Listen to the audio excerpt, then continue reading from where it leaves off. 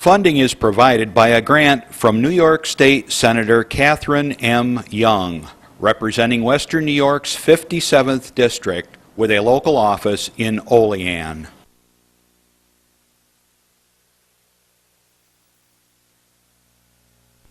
Senior Report is made possible by a grant from Fredonia Place, a continuing care retirement community providing dignity in a modern luxury environment.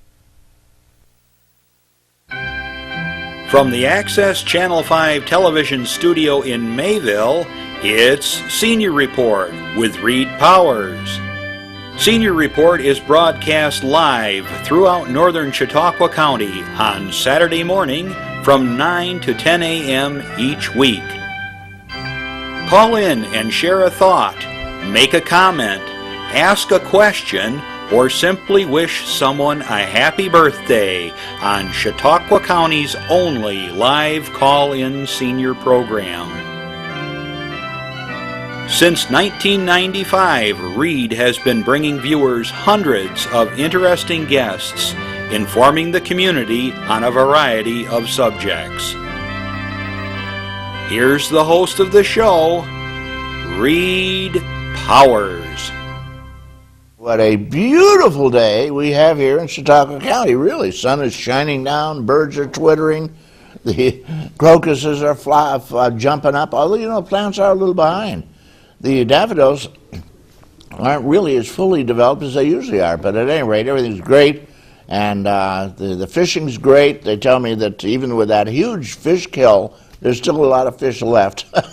Yeah, the lake froze over in such a way that the oxygen apparently was lowered to a point where the fish started to die.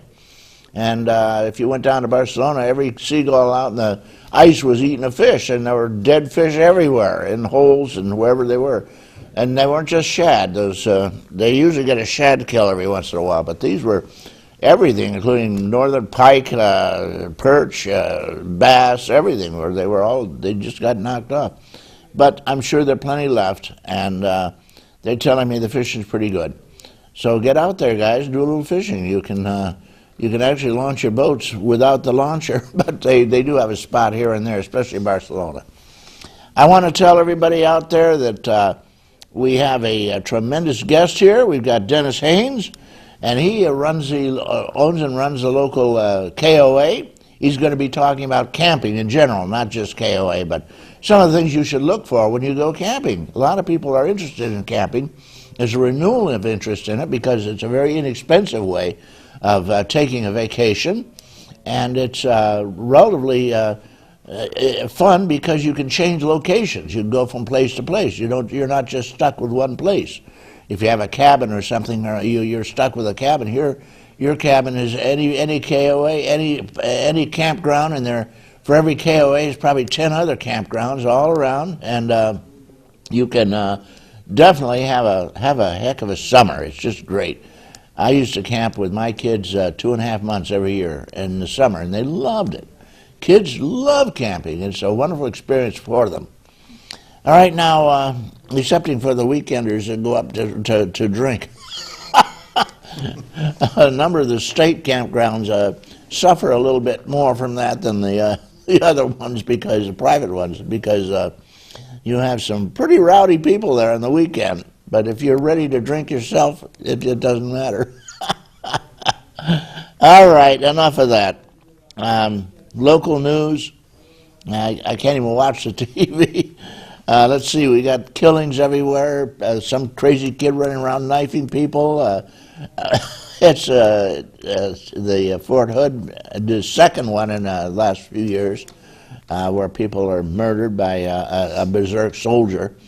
And it's going on and on and on and on. That's all trivia. We don't find out what's really happening in Afghanistan, where we're still fighting and losing boys right and left. Oh, yeah, last week we didn't lose anybody, they said. But then again, the figures are phony and fixed, too. You've got to watch out for government figures, you know. Always question authority. So at any rate, Obama got his health care through, I guess. It looks like they have some sort of a budget which is only temporary. It'll have to be redone again shortly, and you'll have the same battle going on. Republicans are still trying to kill the health care. They don't like the fact that you can get decent price for health care depending on your income today, and that they can't turn you down because you have some sort of a ailment or disease, and a lot of other things, I might add, that make it better for the American public in general. We're the only country in the world, that has to pay an insurance company to give us our health care back, and of course they cream off, I think it's an average of 30% of the health care costs universally all over the country for their profits and their system. Their directors, their presidents, everybody makes a lot of money off this, excepting you and me. That's got to end, I hope. We'll have universal health care, and it started with Obama. He's got it started anyway. It's just a foot in the door, though. It's not perfect. It's got problems. But they will ultimately they will fix themselves, I'm sure. You just don't know the resiliency of the American public when they're being ripped off. All right. Now, let's see if we got anything decent. They say, hey, Reed, get to your local senior groups. We have the best groups in the country. And I've only got a couple of items here. One is Mount Carmel Seniors. And they have, let me put the cheaters on here. At the age of 75, you don't see that well. I wanted to say hello to their chaplain over there, Carl Morabito, who does the prayer at every time, whenever they do have a meeting. All of the groups have a prayer. They usually sing the national anthem, and they also have their own song they sing. The president over there is Tampio. Carm Tampio, and if you don't know her, go on over and meet her someday. The committees and members from the last year have done a fantastic job over there, and they had a big, delicious dinner on March 19th. That's way back, of course. That was about where St. Patty's Day was, 2 days late, and I hope they had corned beef. The next meeting for the club, if you want to get over there, is Wednesday, April the 16th, and it's going to be a pizza party. Come and you get free pizza. Can't beat it. And serving the pizza will be Dorothy Manieri and Joan Suski, among other people. They meet at the first and third Wednesday of each month. If you're interested, call Carm Tampio, and I'll give you the number. It's nearby. Let's see. The best number is 934-3349, Carm Tampio. And tell her you're interested in joining. Sinclairville Seniors, a couple of notes here. They had 2 new people from the Resource Center. It happens to be a mission which is basically to improve Chautauqua County. It is Chautauqua County's largest employer, or one of them, and it has many services. Over at the Casadega crowd, the American Legion they meet at the American Legion, and then there'll be a potluck. Everybody has a potluck. Dish to pass, bring your own silver, so forth. Lakeshore Seniors, a quick note here. The next big bingo, that's where they have pretty good sized prizes for bingo. Everybody loves bingo, So you just come to play bingo. Coming up, and they'll announce that. They play Pinochle on Monday afternoons, if you want to get over and play Pinochle. And the future big bingos are scheduled for May 14th, June 11th, July 16th, August 13th, September 10th. And they've canceled bingo, Pinochle on April 21st and May 26th. Holidays coming, Tiffany Group exercises June 6th at 11 a.m. If you want to get involved with them. All the senior groups do have exercise programs, and they're just great because the exercises are designed for a senior. They even have armchair exercises. There's going to be a representative from the Office of Unclaimed Funds coming in Wednesday, April, to assist seniors in finding lost money. Get them in touch with them. Have them come around. Maybe one of your seniors has some lost money. Well, you know, people forget. After a while, you have several bank accounts, and you forget one of them. And nobody pays you any attention, and you say you have $1,000 in it or something. You got to find that and get it back. They're going to Atlantic City for Easter shopping trip. That's sold out. Another one in August, sold out. You got to be ready for that. Next board meeting, May 1st at 10 a.m. Drop around if you're interested. The Lakeshore Seniors have quite a group. And let's see, they said my time is up for the news. And John Hamels, Doc Hamels, is standing in the wings here, waiting to come aboard. And he has some interesting information for you. And he shoots from the hip. Public service announcement, and then John, you're on. Diagnosis of breast cancer changes your life forever. She told me I needed a mastectomy. I was scared. Absolutely in shock. But you need to know that you're not alone. There are teams of medical professionals, support groups, and therapists, and those who can help you plan for life after cancer. Before you undergo surgery for breast cancer, get the facts. Make sure you know your breast reconstruction options. For more information, visit broaddayusa.org. Okay, there you go, John. What do you think? You're on. Look, there I am. I never know how you're going to introduce me, so I just kind of wait till you stop talking. Good morning, everybody. Welcome, Dennis, to the show. Just a couple quick things, and then I'll get to what I want to talk about. How's that? Nitty-gritty. Nitty-gritty. Next Saturday, April 19th, Children's Safety Education Village, Easter Carnival. We're promoting that. We support them over here. And there's your information. It's from 10 to 1, a couple bucks to get in. If you want to have a nice, safe event for your children, your grandchildren, check that out. Okay?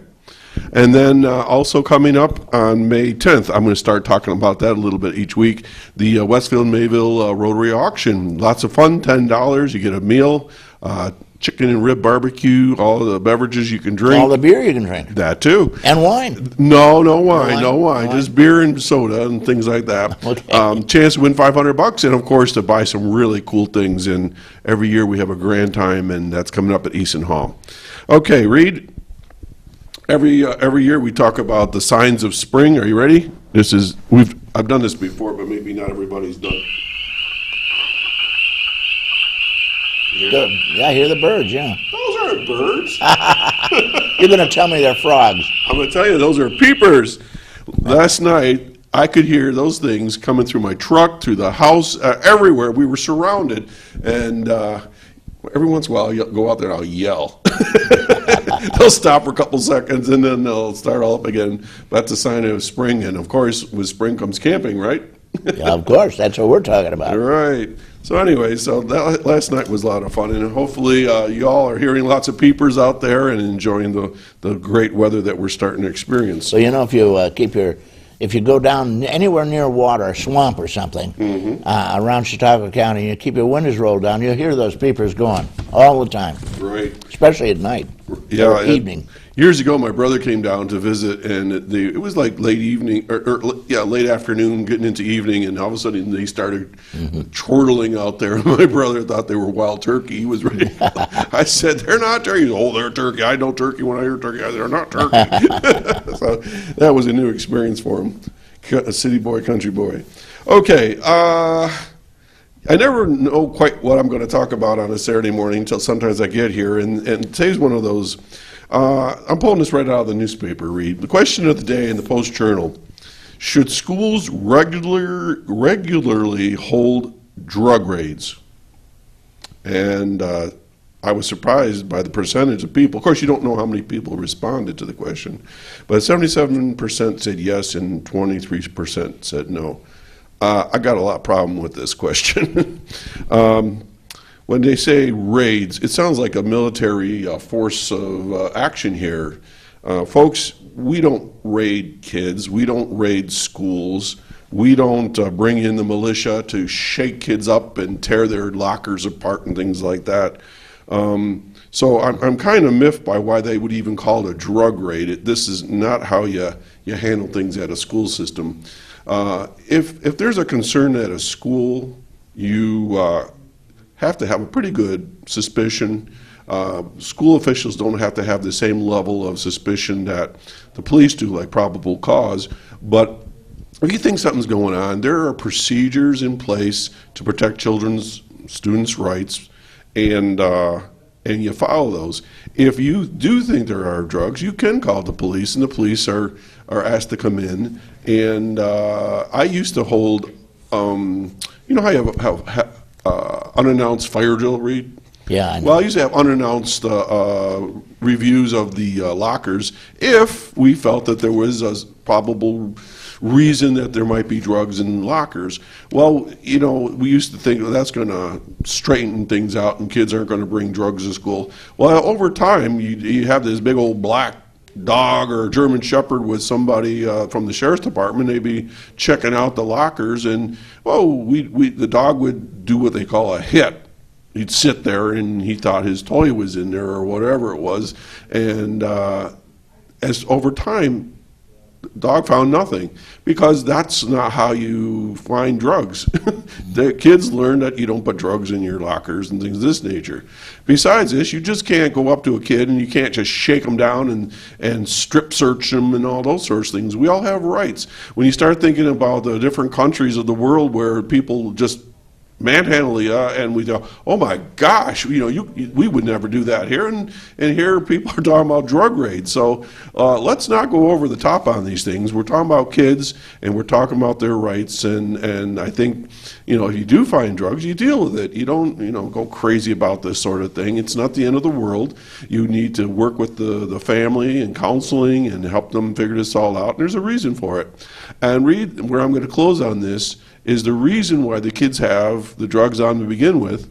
If you go through the whole string, you follow the trail all the way back, where do you find an adult? Mom and Dad. Mom and Dad, or an adult who is providing this. Kids can't get drugs on their own. They got to get it from somebody that's out there to make some money to provide this to the kids. So if you know these guys, turn them in, raid their houses. They're the ones that are the culprits. It's not so much the kids. Kids are going to get in trouble, sure, but let's use our heads. Let's not be raiding kids' lockers and things like this, but do it in a fashion that's civil and appropriate and legal. Back to you, Reed. Yeah, well said, B. It's a well-known fact, which was recently published by the National Drug Council, that almost, well over half of your high school children are using marijuana. And in Chautauqua County, it's a big crop. It's up in the hills, and it's all over the place. It's pretty hard to stomp it out, too. They tried. One of my friends used to say, I wish people would smoke some sort of horrible thing such as pollen polluters, ragweed, that kind of thing, and then they'd stomp it out just as the way they did the marijuana. You know, marijuana used to grow everywhere wild because it was a major crop. They used it for paper. And William Randall Hearst, found out that there was a lot of marijuana and they're using it for paper. He had planted millions of acres of pine trees, pine for paper. And it threatened him because he said, well, they're going to be using pot. So he got the Congress to outlaw pot back in the 30s. And then during the war, they needed it for paper and rope and so forth, so they reinstituted the growth of it. They allowed you to grow pot. Marijuana, which is not necessarily quite the same potency as the stuff they smoked. And after the war in 1947, he went to work. He was a very powerful man. He controlled the press. He got them to pass a law again against marijuana, 1947, and that's still held. And Nixon has pushed it real hard. The war on drugs, announced we're winning it. Well, of course, that's laughable. There's more drugs around than there ever was, and it's cheaper, especially marijuana. Marijuana is easy to grow. You just throw a few seeds in the ground, you got marijuana coming up all over the place. And each tree, marijuana bush, becomes a huge tree and gives you a lifetime supply. All right, enough said about the drug problem in our schools. Thank you, John. Dennis Haynes runs a KOA in Westfield. He is an old KOA'er. He's been there for many, many long years. And he's going to tell us a little bit about, not KOA, but just camping in general, What you should look for when you go to a campsite, campground, what are the courtesies you extend, what do you do, what do you not do in a campground, and some of the tricks of camping to make it successful. If you're a tenter, for instance, and you just have a tent on the ground, ditch it. You put a little ditch around it so the water runs around it when it rains. And a lot of other little tricks. So, good morning, Dennis. Without any more nonsense and to-do, how you doing? I'm doing well. Thanks, Reed. Well, first off, don't ditch around your tents. If you're on my park, please don't ditch around your tents. If you have tarps up around the underneath the tent, make sure your tarps don't extend out from underneath the tent. What'll happen is the water will come down the edge of the tent, hit the tarp, and it runs directly underneath. Being an old tenter, you still get water unless you ditch. But you should fill in your ditch afterwards. Yes. Luckily, most people haven't done the ditching, but and it seems like things are evolving towards RVs and pop-up campers and many ways to keep the rain out. Yeah, well, the pop-up means that it's up off the ground. You don't have to worry about the rain leaking under it, and you can throw a tarp over it to guarantee you don't get it on top. So it makes it a lot easier. Well, you're talking about what do these big RVs cost now? I see them coming in. You have a lot of RVs down there. Yeah, well, they'll run anywhere from, we'll have a $39 Walmart tent all the way up to a $1.8 million Prevost bus. That's over $2 million for one of those big buses? And $2 million and climbing, yeah. Ooh. Yeah. The average families and, travel trailers are probably running anywhere from $16,000 to $40,000 for your travel trailers and fifth wheels and that. Nice advantages there is you don't have to constantly repack everything. You can have all your items, your dishes and supplies that you want left right in the RV, so that when you find time in your busy life to be able to just pack up and go off quick, everything's in there. You might just pick up some fresh groceries in that, make your reservation at your campground and pull in and everything's there, So once you've done it for a while, you kind of get all your goodies in order. Yep. Organization. Campgrounds always have wood, don't they? You have wood down there, don't you? Yep, firewood. They really don't allow you to transport it across state boundaries anymore, county boundaries, because of the ash borers. So, which is not going to stop in the least, of course. But that's typical governmental nonsense. No. If we just prevent the people from carrying it across the border, it won't get across the border. You got to be kidding me! These beetles don't care about borders. They fly wherever they want to fly, like the gypsy moths. Do you have any problems with campers down there at your campsite?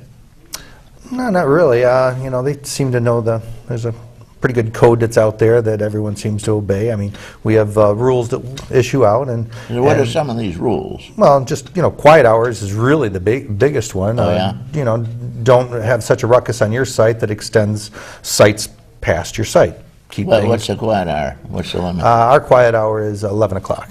That's pretty reasonable. 11 o'clock, and then we run around and do night patrols and that, and the people are going to laugh around a campfire and have fun and stuff like that, and that's always fine. We don't like to hear foul language used off sites and stuff like that, so where you can hear profanity and that. Keep it clean, keep it family oriented. Laugh around the campfire. That's like your peepers, the crickets. The sound of laughter around a campfire that's the sound of summer, sound of camping, people having fun. It's one of the best things a family can do to bind together is camping together, sharing experiences. If it's pouring rain and toughing it out in the mud, toughing it out. Preparing your meals over the fires. Just good bonding for families. Yeah, that rain is a problem.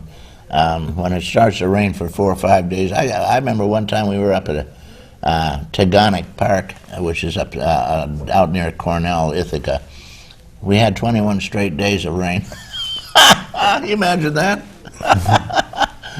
Okay, Dennis, when I pull into a campsite, first question I say, do you have any sites? What's the next question? What should I be asking about? Well, usually the second question I've been hearing now in the last 10, 15 years is, do you have Wi-Fi, or is there a good restaurant in the area? A lot of my travelers are, they might have drove 300 to 600 miles. They're traveling across the country, heading to Niagara Falls, coming to our area to enjoy Lake Erie or the vineyards or other activities in the area. So they are coming to either spend one night or spend a week. But they'll ask about hookups. So they'll want to know if they can have water, electric, sewer, cable television, like wireless internet at their sites. Generally, people, some of the units will have power levelers, so a good stable pad, so you can just hit a button and your vehicle will level itself, or they'll ask for level pads so that they can just pull in and sit in a nice level RV site. You have a lot of RVs, though. More and more people are heading toward recreational vehicles of some kind. Even the tenters are using the, what do you call it, the little wagon that has tents on it. Yeah, the pop-ups. Pop-ups, yeah. Pop-ups, Pop-up. tent trailers. And then entry level, a lot of times people will get, they'll be in their tents, and if it looks like a rainy forecast, they'll upgrade and they'll do cabins. We have cabins that sleep 4 people that are air conditioned, and they'll take advantage of that system. And then usually sitting around their campsites, they'll see the other RVs, and it seems like it's an addiction. And before you know it, they're in a pop-up, and the next year they come back, they're in a travel trailer, and a couple of years later, they're in a bigger travel trailer, and it's just kind of you get pulled in. And, This is it common. becomes a lifestyle. Common to most campsites. You're not just talking about KOA here. Correct. Yeah. How about dogs? Well, Do you have dogs? oh, we have lots of dogs. We have dog shows even. We'll have pet competitions or pet parades and that. But there's lots of dogs. They'll be on parks. They need to be kept on leash, cleaned up after, and supervised at all times. But so many people bring pets. You can walk around the park and see virtually any breed will be there. So yeah, pets are definitely part of the game. Cats, people travel. If you're full timers, they bring everything. They bring their pets. Bring the pets along, the rabbits even. I've seen goats, kidding. horses, probably rabbits. Yeah, I've seen a lot. I remember I was at a state park up above New York, Palisades State Park.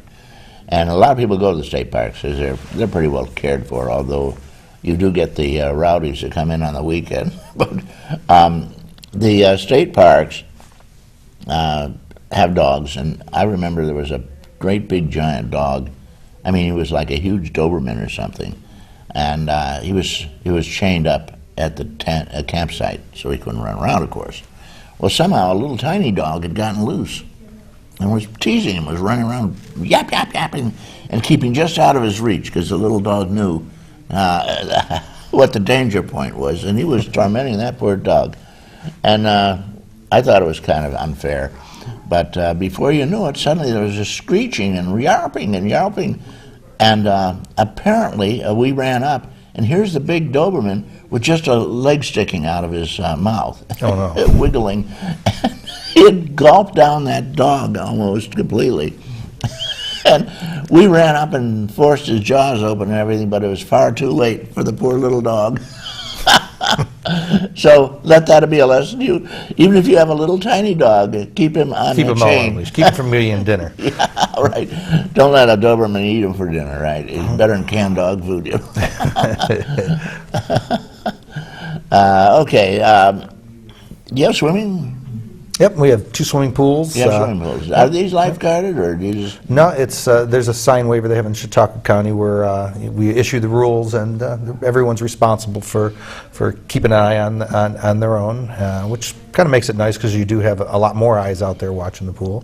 But it's supervised through, we have camera systems that can help us to keep an eye on things too. And parents, hopefully. Yep, there has to be parents. Yep, definitely has to be parents. Well, I see down in Barcelona on many of the public beaches in Chautauqua County, they always have a sign up. It is forbidden, it is against the law to swim without a lifeguard. no lifeguard here.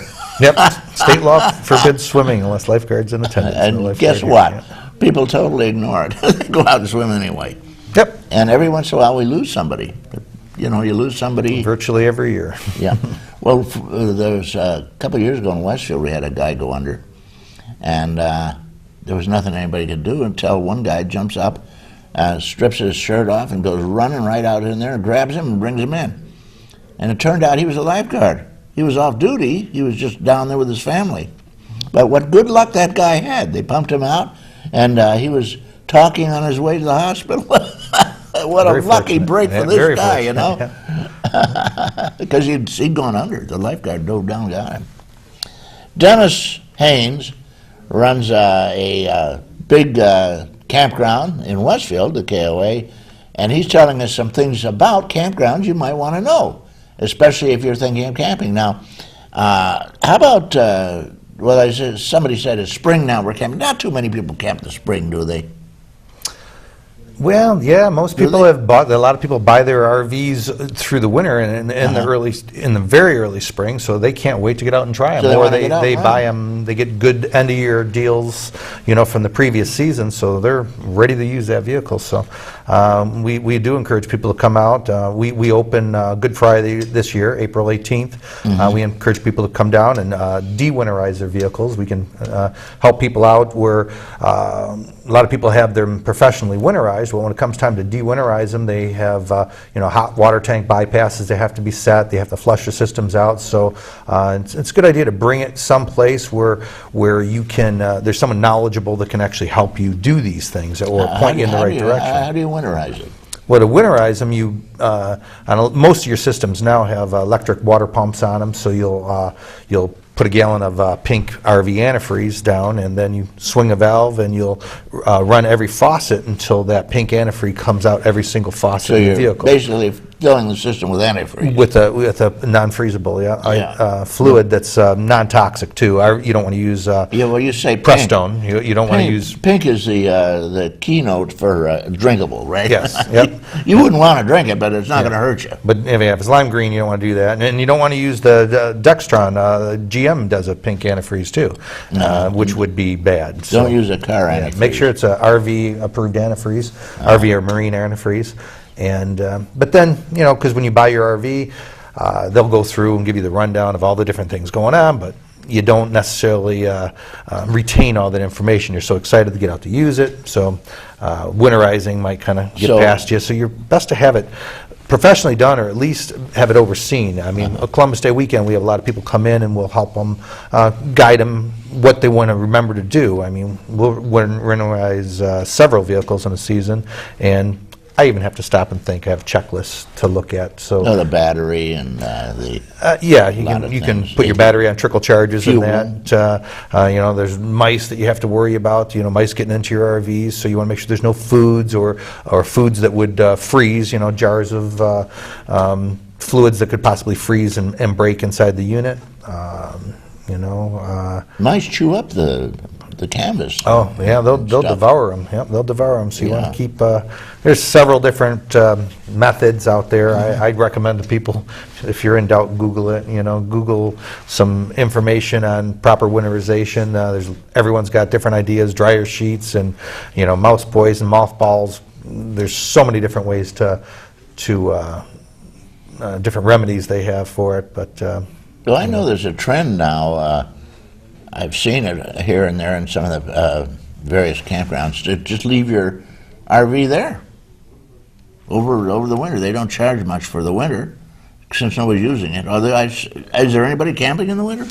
well, not in our park, but to leave them year round. A lot of people don't have a place to store them at their houses, or the zoning of their neighborhood won't allow for an RV to be in their yard.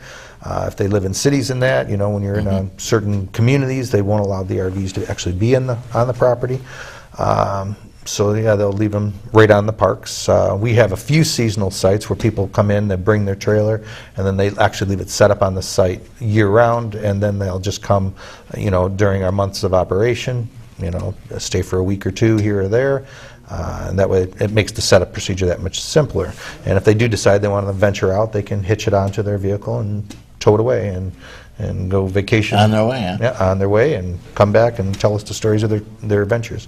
I noticed, guys, in the back there's a flashing light. We got a caller trying to get in. Well, when you do this,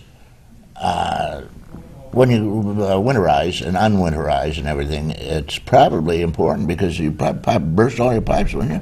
Oh yeah. It seems like every Memorial Day weekend we'll have someone that fires up their unit, and they come into the office later on saying they got water spraying everywhere. So we usually, in our store we have a stocked RV supplies, so we can generally get them buttoned back up and get them working again, or we have people that can get them fixed up so they'll work. But if you don't do proper winterization, you'll definitely suffer, especially after a winter like last year with all the negative digits. Everything froze good and hard. We got that phone call just came in now. Yep. You want to talk to somebody on the phone? Sure. Hello, good morning, caller. Thank you for waiting. Good morning, Reed. Good morning, Dennis. I'm really enjoying the show because I used to just love to go camping. And Dennis, I can see something in front of me. It looks like maybe a brochure. What's the best way to find your campground for somebody out of state coming in? Do I want to go on the internet, or do I just want to pick up a KOA brochure? Second thing is, a lot of times, you can't arrive at a normal hour. You have like an early arrival or late arrival times, and is there times that you should not arrive, like in the middle of the night, for people, that are running late? And I guess the third thing, I like, different activities. My kids have grown up now. I'm just wondering, what activities do you have? I cannot cook, so do you have like a snack bar or restaurant at your site? I'm going to hang up, and I'm going to hear all this great information. Okay, there you go. Snack bar? Do you have that? No, we have groceries and some food supplies in the store. We are lucky that in Westfield we have area restaurants that actually deliver right to the sites. No kidding. Pizza places pizza and the Bark Grill. They'll deliver steak dinners or whatever you'd like right to the site. Food is easily accessible there. Now the directory, that's a great question. This is a KOA directory. This you can pick it up at any KOA campground. So you could stop in, say that you heard about us on the show or whatever, but you come in and get your free directory, lists all the KOAs in the U.S. and Canada, and plus has lots of just good tips and articles on camping and whatnot. So it can tell you all the amenities of the particular park. Now for night registration or certain early arrival times, we will have fishermen that are coming in very, very early. If people let us know if they're booking their reservations online at westfieldkoa.com or koa.com, there's a comment field where they can type in when they'd be arriving, if it's going to be a late arrival, which will highlight flashing notes on our computer screen for us, and we can we'll leave maps out for you in areas so that you can come in even late at night where you're not going to be disturbing others. There's also a 24/7 courtesy phone. If you simply, in a night registration box, if you lift the phone, it'll dial out, calls my cell phone or whatever personnel is on staff. You get somebody immediately. Someone will immediately come right there and lead you out with a flashlight and take you right to your site so that you can be all set up and also aren't wandering around disturbing people that might be sleeping too. So we want to make sure we can get you on your site as quickly as possible and get you plugged in and set up. That's a big directory for KOAs, which happens to be the leading campground outfit in the country, so we can talk about it a little bit. And how many KOAs are there? There is, I believe, around 480 right now. They've been growing. Their numbers were huge back in the, as they grew in '67 through the '70s. Our particular park was built in '72. The numbers grew. They built them, but some were built in locations where they didn't prosper real well, or they went in different directions. And now they're actually bringing their numbers back up. They've been encouraging other parks that were real fine parks to take the KOA name, and so the numbers are rising again. But with KOAs, if you're in a large rig and you're traveling You know, if you are going to make your way across country, you know that if it's a KOA, you'll know that they can accommodate a large rigs. They'll have power, ample power and whatnot. There's certain standards. We are inspected, and we have standards, you know, so our tree limbs are at a level that you can come through in a large vehicle without trees dragging over your vehicle, and you can safely get in and out of your site. Okay, so, you know, a few different reasons for KOAs. We got another call. You want to take it now? Sure, and he was asking about activities quick, too. We do have children's activities. We'll have a lot of, you know, games in the fields, activity fields, Bigfoot races, water balloon tosses, pudding eating contests, several different types of games, arts and crafts, and it varies throughout the season what we're doing. We have, you know, dance parties and magic shows. So There's amusements for all ages. yes, definitely. Caller, you're on. Good morning. Good morning, good morning. In lieu of the fact that I just watched the weather report and we're going to have snow, yuck, What? snow on Tuesday. You must be mistaken. You're talking about the Midwest, aren't you? I'm talking about us, baby, us. I brought a question to mind for your guest. All right. Does his KOA do winter camping? No, we are actually closed. We close, this year we're actually extending it to November 1st. We're going to try to stick it out and have Halloween trick-or-treating and Halloween celebrations this year. But no, once things close down, that's my time. I enjoy my 5 months off every year, so it gives me a chance to kind of work on services at the park and that, and gives me the lifestyle that I like. You go to Florida? Oh, and I have children in school and that, but I stick around the area, snowmobile, keep busy. Okay, well, that answers my question. Do you ever think that maybe you might want to do winter camping? For a lot of people have RVs and little campers and so forth, and they like to go snowmobiling and stuff like that, and this would be a good location for that, I would think. Well, potentially in the future it might be there. I'm not looking at myself doing that, but it's hard to say what my children might have in mind. Okay. Your children are going to take over, huh? Oh, you never know. You know, you never know. Okay. Well, that could be. Well, thank you, caller. You have a nice day. you. And Thank you. If you send in a large box, self-addressed and stamped, we'll send you a KOA. Okay. Deal. Maybe a coffee cup, anyway. That's a nice coffee cup. Well, thank you. It's almost as pretty as ours, which you can see right in front of me there, Channel 5. Do people come and live there all summer? You get fishermen coming in? Maybe? Some. We've had workers that'll come in and stay for the season, and then we have work campers. Work campers will, there's RVers that have actually retired now, and they like to tour around the country, so I've had teams that'll come for 5, 6, 7 years in a row. They'll come, they'll set up camp. They help me run my park, do the escorts and deliver firewood, pump propane, you know, order inventory from my store and price things up and whatnot. And in exchange, they have a campsite and they enjoy the lifestyle they like, and they can have their lifestyle but not have to rent a site, because we work it out where they have a site and they also receive pay also. Mm-hmm. So You are these people members of camp clubs or whatever? There are groups that want to go together. Yeah, that's well, work campers are, you know, there's Work Campers News, there's work@koa.com, which is something you can find information on through the KOA directory. It's just a neat lifestyle. It's I very likely will do it myself. I can envision myself taking the coconuts out of the trees down in the Keys, you know, do that in the wintertime in exchange for a site where I can go off and go scuba diving and whatnot in a neat tropical environment. But yeah, then there's camping clubs, lots of camping clubs that you know, either focused on you know, like activities, whether it be scuba diving or antiquing or whatever, or if they're just on their brand, if they're Airstreamers or Coachman clubs, many different camping clubs that will like to tour together and tour cross country. And I guess there's they like to camp with numbers. So if someone has an issue, there's other people that can help them with their problems too. As they travel down the road.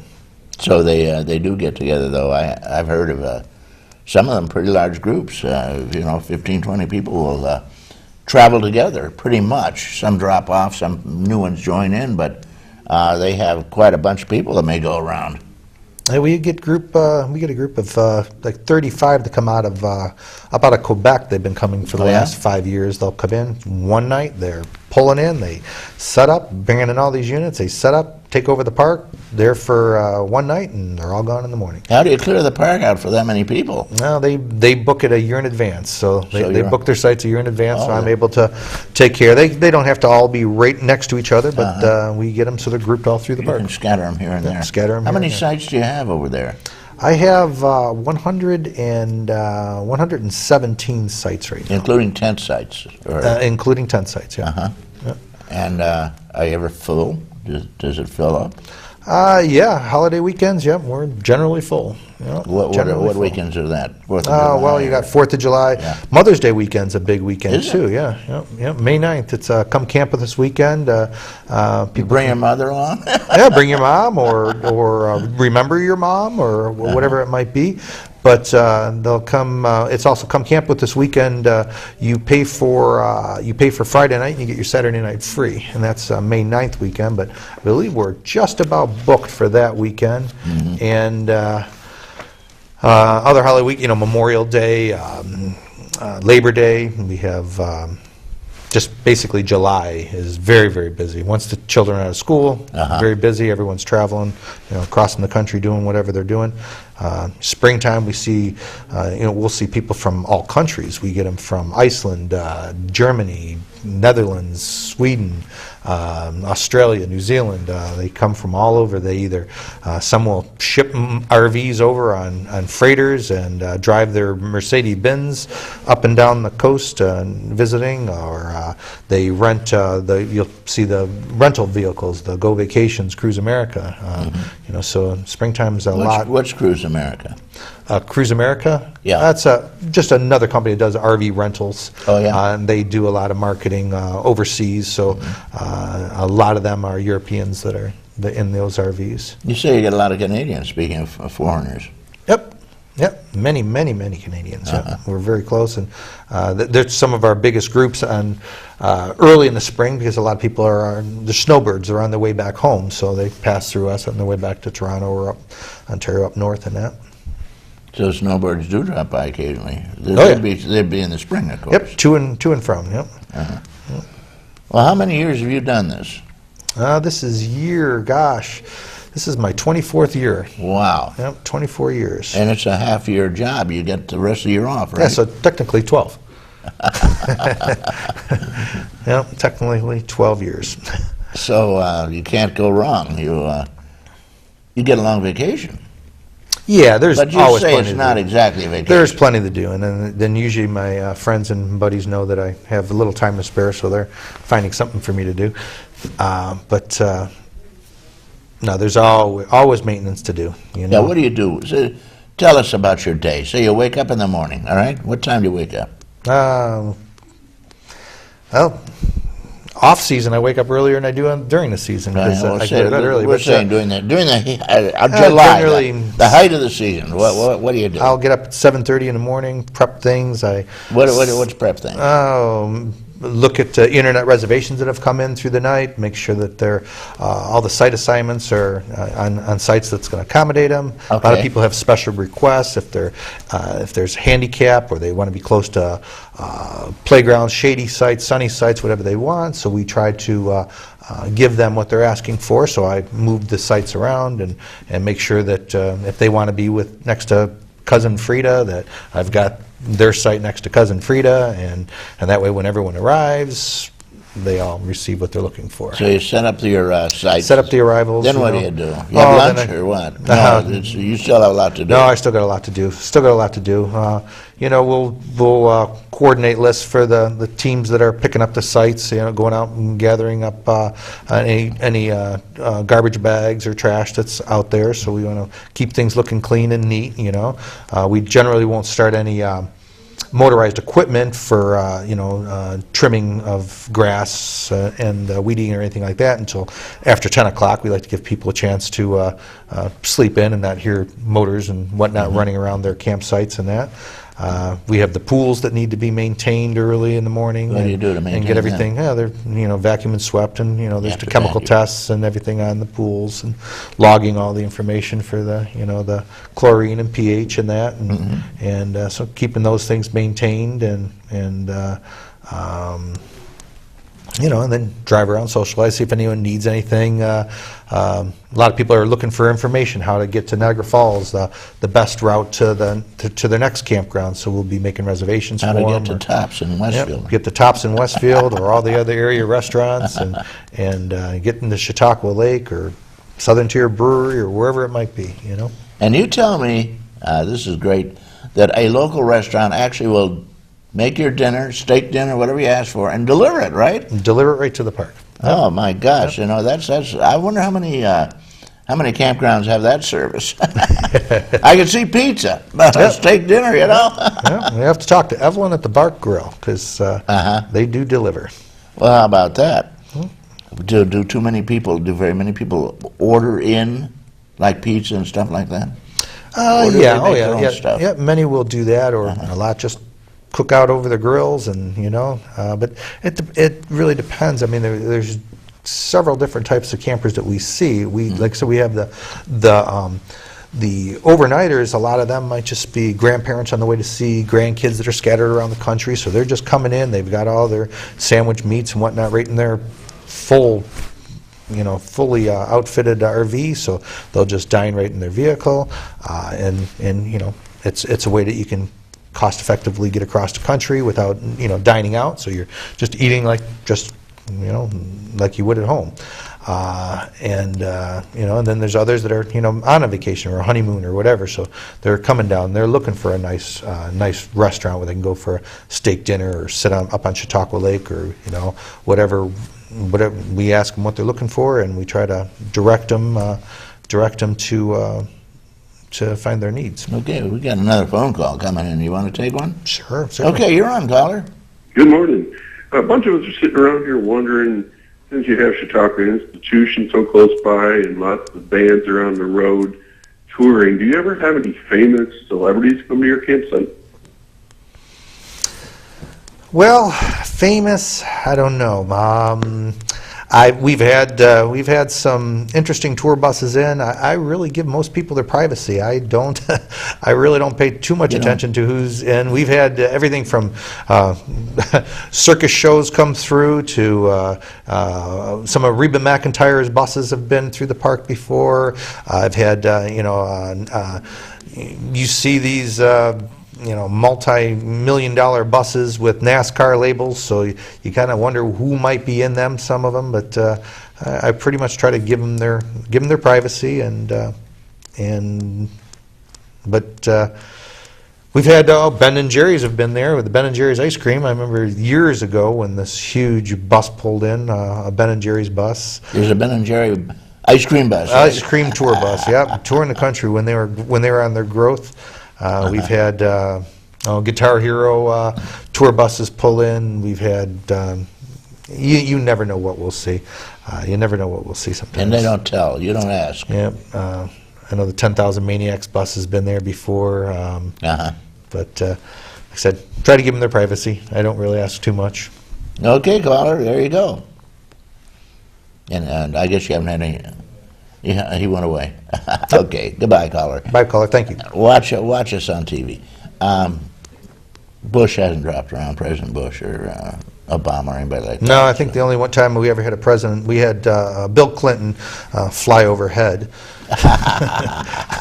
in a helicopter on the way to Chautauqua Institute. Oh, right, where he landed and knocked the lens out of our Channel 5 camera. Oh, yeah? Yeah, well, it stirred up so much gravel, and we were all there shooting it. And we lost a lens, $500. Talking to Dennis Haynes, who owns and runs the KOA in Westfield. He's talking about KOAs in general and about just campgrounds in general, because most campgrounds, this applies to them. And we have plenty of campgrounds around. I'd say probably, what, 10 or 20 campgrounds for every KOA, right? There must be a lot of them. Yeah, the KOA is a small slice of the pie for RV, for campgrounds or where people do camp. And they say that the average couple, if they can use their vehicle 12 days of the year, is really doing well. I mean, a lot of times if you can slip away in the busy life and can get 6 weekends out, that you can get 6 good weekends camping and maybe a week, a week here, a week there, you're doing real well. That's my daughter just bought a camper, one of the pop-up deals, and I think that sounds about what the number of days they get out. You don't get you have a huge investment too if you have those trucks. I mean, those great big vehicles, they must. Well, you said there's almost $2 million for some of them. Oh yeah, for a Prevost, and then if you got yourself a 40-foot fifth wheel, you're going to have a massive truck to pull it. So you're looking at another $65,000 for a truck to pull that unit. Wow, and then you have to worry about it during the winter. Yep.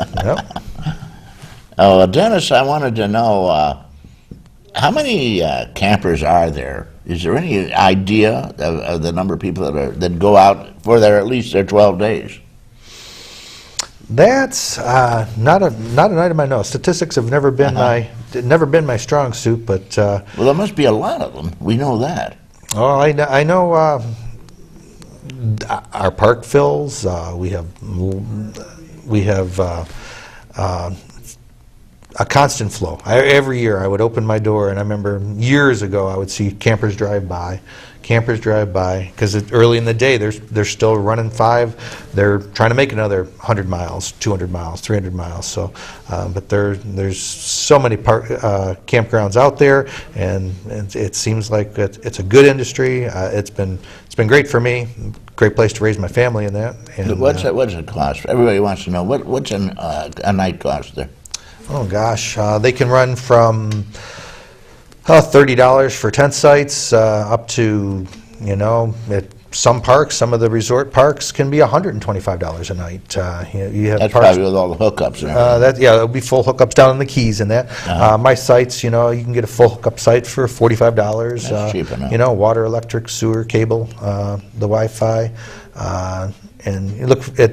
Check on the internet. We have hot deals out there, so there's specials that we have out that you'll find at westfieldkoa.com, and you can also like us on Facebook.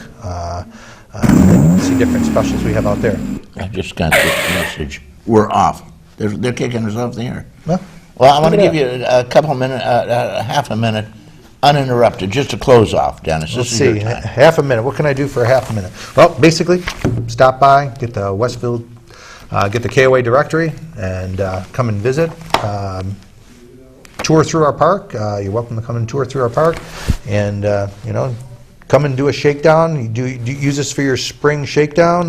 We can help you get your vehicle de-winterized, and we'd like to answer any questions that you would have. If they had any questions, do you have a number they could call you? You can call us at 800 KOA 3973. All right, so if anybody wanted to get in and ask you a question, you'd answer it. We'd be happy to answer it for you. Yes. Dennis Haynes, thank you, Dennis. I appreciate you coming. Thank you. Will you come back sometime? Sure, certainly. Well, it's been a pleasure. Ladies and gentlemen, I want to thank the people that made this show possible, who work hard and enthusiastically at no salary. I want to thank especially Chuck Kelsey, he set it all up. Darvin Taylor, Chris Burt, Randy Burt, Chris Ramaker, Jeff Zook, and John Hamels. These are the folks who do the work around here and relentlessly get the news out to Chautauqua County. May all that is proud and true and noble abide with you. I'm Reed Powers.